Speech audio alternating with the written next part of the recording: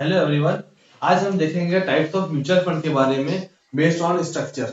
जैसे open ended, close ended and interval fund आता है। देखिए, हम फर्स्ट वीडियो में म्यूचुअल फंड, पहला वीडियो में हमने देखा म्यूचुअल फंड का बेसिक स्ट्रक्चर के बारे में जाना है, बेसिक्स का बारे में जाना है कि म्यूचुअल फंड काम कैसे करता है। देखिए, म्यूचुअल फंड का तो रिकैप कर लेते हैं। म्यूचुअल फंड क्या करता है, एक इन्वेस्टर लोगों से पैसा कलेक्ट करता है और वहां पे कुछ फंड मैनेजर्स लोग रहते हैं जो हाईली क्वालिफाइड रहते हैं, और उनको पता है स्टॉक मार्केट में पैसा कैसे लगाना है, कब लगाना है। तो वो स्टॉक मार्केट में पैसा लगाते हैं नॉर्मल इन्वेस्टर लोगों को पैसा लेके। तो ये काम म्यूचुअल फंड का बेसिक्स होता है। तो उसी को बेस्ड ऑन स्ट्रक्चर के हिसाब से तीन कैटेगरी में डिवाइड किया गया है। तो चलिए हम पहले ओपन एंडेड देखते हैं। ओपन एंडेड म्यूचुअल फंड क्या होता है, चलिए अब हम समझते हैं ओपन एंडेड म्यूचुअल फंड के बारे में। An open-ended mutual fund is the one that has a unit available for purchase and sale at all time from its fund itself and a price based on the net asset value. Means open ended fund जो होता है उसमें आप कभी भी पैसा को invest कर सकते हो और कभी भी पैसा आप निकाल सकते हो। मेनली जो एसआईपी होता है, जो सिस्टमैटिक इन्वेस्टमेंट प्लान, जो मंथली बेसिस में लोग इन्वेस्ट करते हैं म्यूचुअल फंड में, वो ओपन एंडेड के अंडर में होता है। तो और जो ओपन एंडेड का होता है based on the net asset value.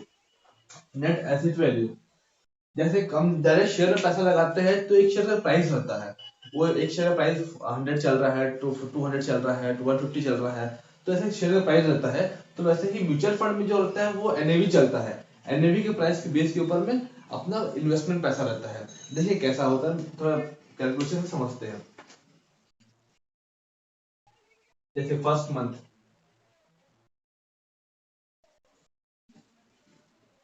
First one month में कोई फंड का एनएवी चल रहा है 100। आपने अमाउंट इन्वेस्टमेंट किया है ₹500। आपका फर्स्ट इन्वेस्टमेंट ₹500 है, हम ये मान के चलते हैं। और एनएवी चल रहा है ₹100। तो आपको यूनिट कितना मिलेगा उस टाइम? 500 divide by 100। तो ये हो गया आपका 5 यूनिट्स। ये 5 यूनिट्स आपको फर्स्ट मंथ में मिला है। ओके, ओपन एंडेड स्कीम में। एंड फिर second second month, actually second month में एनएवी जो होता है वो फ्लक्चुएट होता रहता है। वो डेली बेसिस में चेंजेस होते रहता है एनएवी। अगर सोचिए एनएवी सेकंड मंथ में 110 हो गया है एंड आपका फिर मंथली एसआईपी जो है वो आपका 500 ही है। तो यूनिट 500 डिवाइडेड बाय 110, समथिंग 4.54 आता है। क्योंकि यहाँ पे आपको टोटल 5 यूनिट नहीं मिला है, 4.54 यूनिट मिलेगा। अब देखिए थर्ड मंथ में, जैसे थर्ड मंथ में अगर एनएवी 95 हो गया एंड आपका इन्वेस्टमेंट अमाउंट वही 500 है, तो यूनिट्स आपको कितना मिलेगा उस time? 500 divide by 95। 500 divided by 95, 5.26।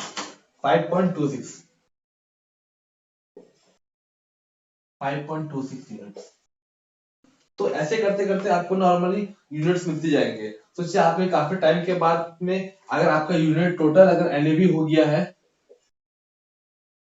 NAV ये कुछ मंथ में या कुछ साल तक, सोचिए 1 ईयर के बाद में अगर ये एनएवी चल गया है 200 एंड आपका जो इन्वेस्टमेंट अमाउंट है, एनएवी चल गया है 200 एंड आपका जो यूनिट समझ लीजिए 130। 130 इतना यूनिट्स हो गया है। अब आपको सेल करने का है।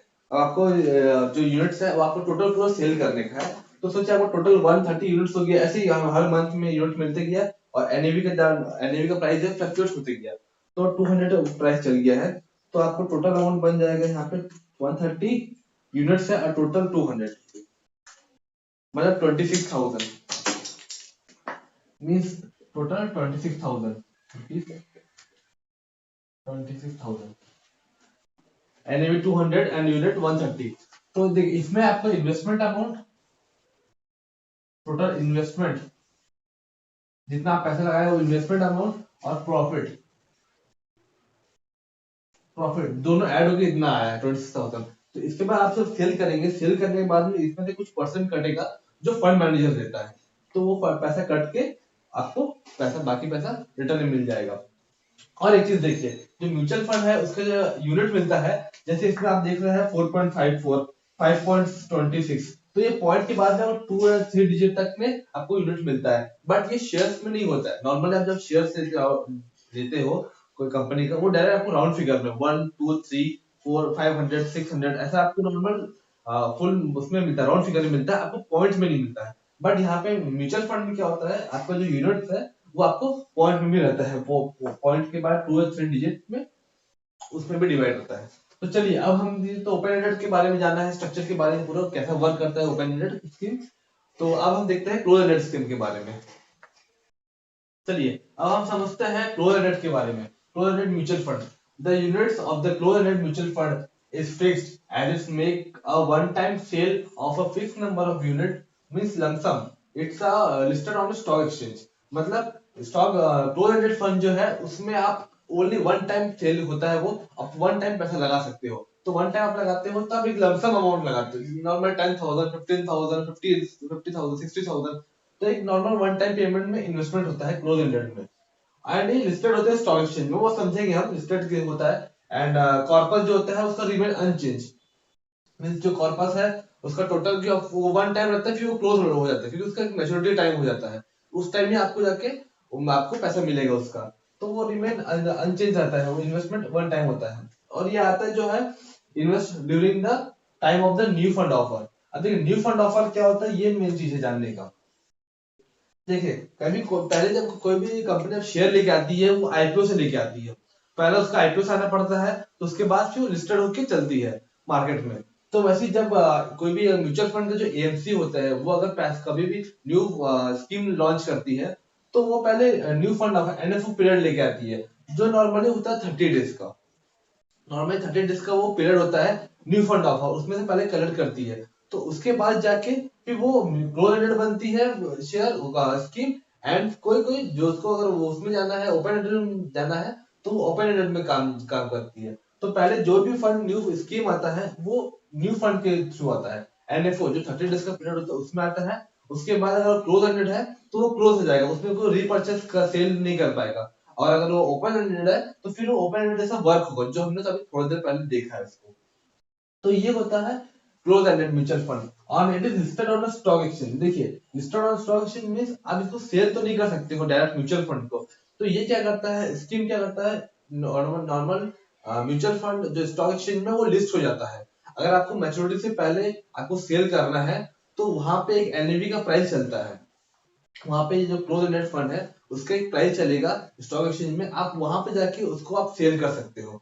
और जो नॉर्मली आता है वो डिस्काउंट में चलता है, जो एनएबी का जो प्राइस है जो स्टॉक एक्सचेंज में चलेगा वो नॉर्मल डिस्काउंट में चलेगा। मींस एनएफओ न्यू एनएबी जो चलेगा क्लोज एंडेड का, अगर वो मान लीजिए आप 100 चल रहा है, और अगर वो लिस्टेड है क्लोज एंडेड है, अगर वो लिस्टेड स्टॉक एक्सचेंज में, तो उसका प्राइस नॉर्मली 75 80 85, तो ऐसा डिस्काउंट में चलेगा, आपको वहां पे कम में बेचना पड़ेगा, क्योंकि क्योंकि उसका मैच्योरिटी पीरियड होता है, आप मैच्योरिटी से पहले सेल कर रहे हो, तो इसीलिए आपको डिस्काउंट में सेल करना पड़ेगा और लिस्टेड होता है स्टॉक एक्सचेंज में। देखिए लेकिन न्यू फंड ऑफर के टाइम में एक एनएफओ आया है, एनएफओ के टाइम में जो एनएबी चल रहा है उसका, एनएबी अगर 100 रुपीज है, एक एनएफओ के टाइम में अगर एनएबी जो क्लोज एंडेड का वो 100 चल रहा है, एंड लमसम पेमेंट में,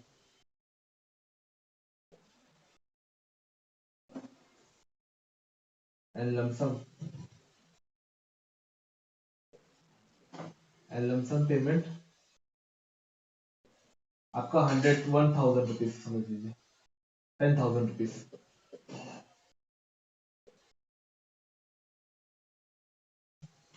10,000 रुपीज आप इन्वेस्ट कर रहे हैं और यहाँ पे एनएवी चल रहा है 100 रुपीज, तो आपको नॉर्मली वन टाइम में कितना यूनिट मिलेगा, 10,000 divide by 100 equal to 100 unit. 100 unit आपको उस टाइम मिल जाएगा। अब ये क्लोज पीरियड है तो एक मैच्योरिटी पीरियड चलेगा उसका, तो आप सोचिए मैच्योरिटी पीरियड के टाइम में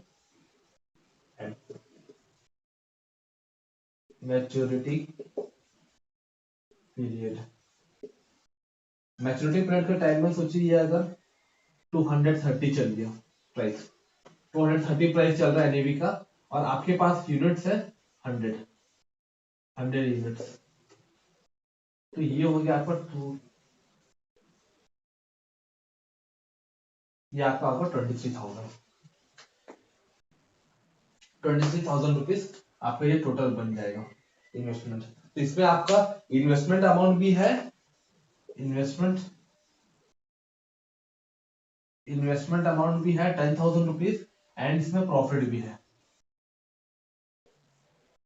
इसमें प्रॉफिट भी है। तो ये आपको प्रॉफिट मिलेगा 23,000 रुपीज, एंड उसके बाद इसमें से कुछ एमसी अपना चार्जेस कट होगा, उसके बाद बाकी पैसा आपको मिलेगा टोटल प्रॉफिट के थ्रू। तो ये होता है, ये क्लोज एंडेड फंड कुछ है ऐसा काम करता है। तो चलिए अब हम समझते हैं इंटरवल फंड के बारे में। Interval fund can invest in the equity and debt instrument or both. The unit of this funds can be purchased and or redeemed only during the specific time interval. Means interval fund जो होता है वो equity and debt दोनों में invest करता है, and जो उसका यूनिट का परचेज एंड रिडीम है, परचेज एंड सेल जो है वो आप एक स्पेसिफिक टाइम पीरियड गिवन दिया जाता है, इसमें आप उसी टाइम में आप परचेज एंड सेल कर सकते हैं। This fund has declared this interval where the investor can buy and sell the units. Means अगर सोचिए ये फंड स्टार्ट हुआ तो नॉर्मल 6 मंथ 8 मंथ के लिए लॉक इन हो जाता है, फिर आप उस टाइम के बाद आपको पहले बताया जाता है कि ये टाइम में ओपन होगा, तो उस टाइम आप परचेज एंड सेल करेंगे, एंड उसके बाद फिर ये लॉक हो जाएगा कुछ टाइम, कुछ पीरियड के लिए। तो ऐसे इसका काम चलता है। This are similar to the close ended fund where you can not purchase. मतलब एक क्लोज एंडेड फंड के सिमिलर जैसा है कि वो आप रेगुलर परचेज नहीं कर सकते हो, and reading only the unit frequently. Means आप इसमें कभी भी परचेज सेल नहीं कर सकते हो। क्लोज एंडेड जैसा होता है नॉर्मली कुछ टाइम पीरियड तक क्लोज हो जाएगा, बट फिर ये ओपन होता है कुछ टाइम के लिए, जिसमें आप परचेज एंड सेल कर सकते हो, और फिर ये लॉक हो जाएगा कुछ पीरियड्स के लिए। तो ये ऐसा वर्क करते हैं इंटरवल फंड। तो चलिए अब इसके बाद हम next open ended and close ended जो मोस्टली चलता है, इंटरवल फंड बहुत कम चलते हैं म्यूचुअल फंड्स में, जो open ended and close ended जो चलता है उसके हम डिफरेंस के बारे में देखते हैं लास्ट। अब हम समझते हैं open ended and close ended के बारे में डिफरेंस समझते हैं। देखिए पहले इट्स ओपन एंडेड में it's open for all the time and continue basis. Open ended scheme जो होता है वो कंटिन्यू बेसिस में रहता है, आपको हमेशा ओपन रहता है और कभी भी आप इसमें परचेज एंड सेल कर सकते हो। Open ended and close ended is keep open for a limited period. Means एक लिमिट पीरियड के लिए ओपन रहता है, जैसे एनएफओ के टाइम में हमने देखा, एनएफओ के टाइम में आपने क्लोज एंडेड में इन्वेस्ट किया फिर लॉक हो जाता है पीरियड काफी टाइम के लिए, तो ये क्लोज एंडेड में होता है।